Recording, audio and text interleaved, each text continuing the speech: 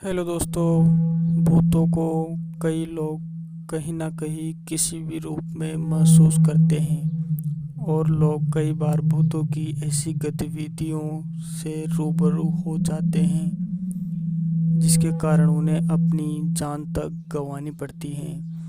और भूतों के संपर्क में आने के बाद कई लोगों की तो ऐसी हालत हो जाती है कि वह जिंदा होने के बावजूद भी उनका जीना और मरना समान हो जाता है।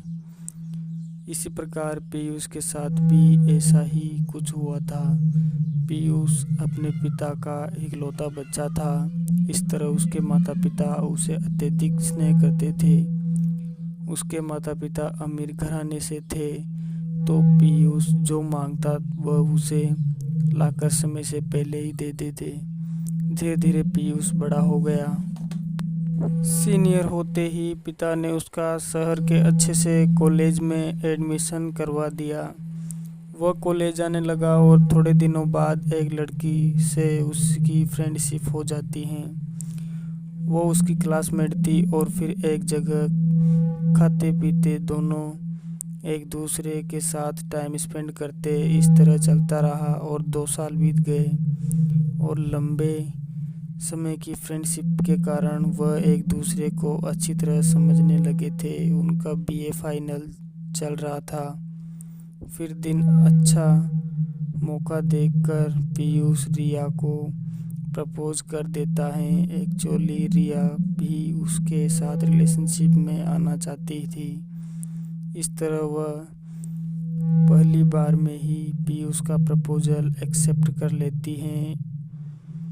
चलता रहा और एक दूसरे के और भी करीब आ गए और वह दोनों अब बहुत खुश थे। उन दोनों को पता था कि हमारे मॉम डैड हमारी शादी में कोई रोक टोक नहीं करेंगे, क्योंकि पीयूष के मॉम डैड उससे प्यार ही इतना करते थे कि वह इस तरह रोक टोक करके पीयूष की पसंद को ठुकरा कर उसका दिल नहीं तोड़ना चाहते थे। और रही बात लड़की की फैमिली की, तो वह इस संपन्न परिवार के साथ रिश्ता जोड़ने में बिल्कुल नहीं हिचकिचाएंगे। इसलिए वो दोनों सोचते थे कि हम दोनों अपने मॉम डैड को सरप्राइज देंगे। एक्चुअली 2 महीने बाद पीयूष का बर्थडे आ रहा था। उसका प्लान था कि मैं रिया को उसकी फैमिली के साथ अतिथि के रूप में अपने घर बुलाऊंगा और फिर सबके सामने रिया को प्रपोज करूंगा। तो रिया कहती हैं चलो ठीक है, तब तक मैं भी अपने रिलेशनशिप के बारे में घर पे कुछ नहीं बताऊंगी। इस तरह उन दोनों में अंडरस्टैंडिंग हो जाती है और उनका जैसे चल रहा था वैसे चलता रहता है। एक दिन क्या होता है, रिया की फ्रेंड सुनीता का बर्थडे आता है और वह रिया और पीयूष दोनों को इनवाइट करती है। शाम को सुनीता की बर्थडे पार्टी में पीयूष अपनी कार से जल्दी ही पहुंच जाता है और वहां पर बहुत सारे गेस्ट आए हुए थे। वह सुनीता को ढूंढता है और जब बहुत ढूंढने पर भी उसे सुनीता नहीं मिलती है तो वह सुनीता को कॉल करता है। कहता है सुनीता, अरे यार कहाँ हो तुम? मैं तेरे घर पर पहुंच गया लेकिन तुम मिली ही नहीं। सुनीता कहती है बस पीयूष मैं आती ही हूँ, मैं बस स्टॉप पे तेरी महबूबा रिया को लेने आ गई थी, तुम तो इसे अपने साथ लाए ही नहीं। पीयूष कहता है अरे यार सुनीता, वो मेरे पापा थे ना, मेरे साथ उन्हें एयरपोर्ट छोड़कर सीधा इधर आ गया। अच्छा तुम आओ जल्दी, मैं तुम्हारा वेट कर रहा हूँ। सुनीता कहती हैं अभी पहुँचते हैं हम 10 मिनट में। थोड़ी देर बाद वह वहाँ पहुँच जाती हैं। वह पार्टी में खूब इंजॉय करते हैं और वहाँ से फ्री होते होते उन्हें रात के 2 बज जाते हैं। फिर सुनीता कहती हैं तुम दोनों ऐसा करो, अभी तो यहाँ ही रुक जाओ और फिर सुबह निकल जाना। वो दोनों कहते हैं नहीं यार सुनीता, हमें तो अभी ही निकलना है। सुनीता कहती है ठीक है यार, आपको अभी ही जाना है तो लेकिन रिया तुम तो रुक जाओ। रिया कहती है ठीक है पीयूष तुम जाओ, मैं सुबह आऊँगी, आराम से जाना। पीयूष वहाँ से रवाना हो गया।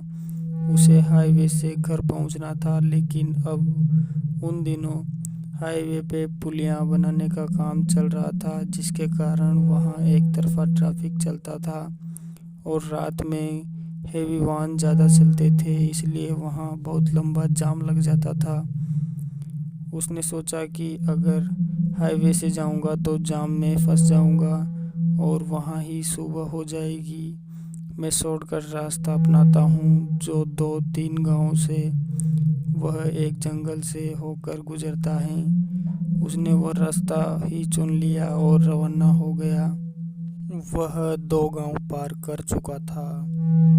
वह अभी जंगल के बीच निकल रहे रास्ते से चल रहा था कि अचानक सामने एक कुत्ता आ जाता है।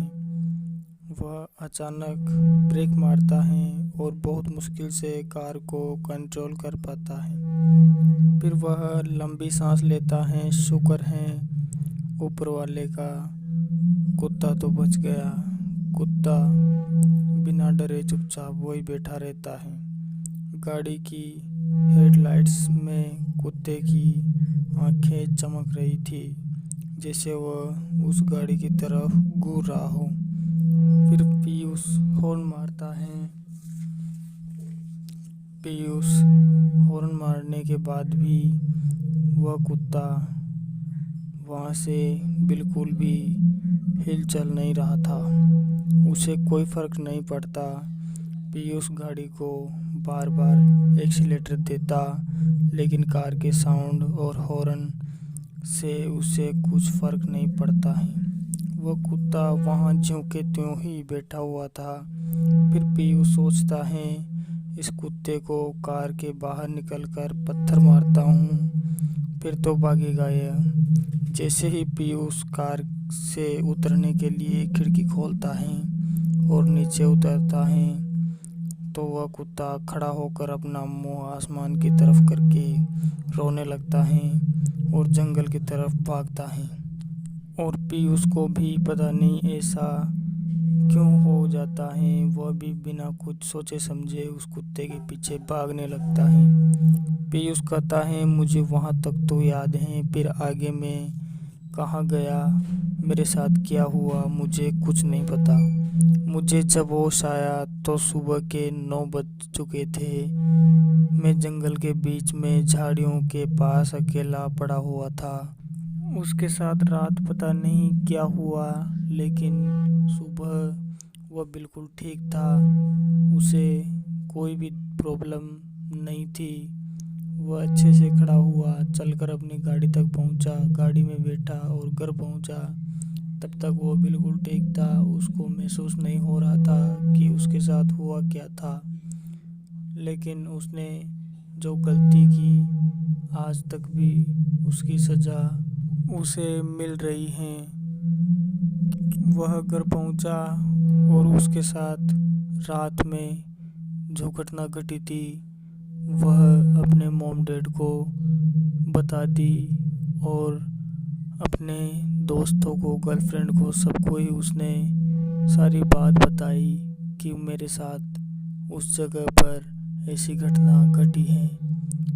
तब से ही दोस्तों उसका शरीर बिल्कुल चिड़चिड़ापन होना शुरू हो गया और अब वह कुछ भी नहीं कर सकता। उसका दिमाग भी काम नहीं करता और आज भी वो बिल्कुल मूर्ख व्यक्ति की तरह हो चुका है। अगर कोई उससे बात करना चाहे तो वो उनसे ठीक से बात भी नहीं करता और उन पर चिल्लाने लगता है। उसके मॉम डैड ने उसका कई जगहों पर इलाज भी करवाया, लेकिन कोई फ़ायदा नहीं मिला और उसका मरना और जीना समान हो गया। हाँ तो दोस्तों, ये थी हमारी आज की कहानी।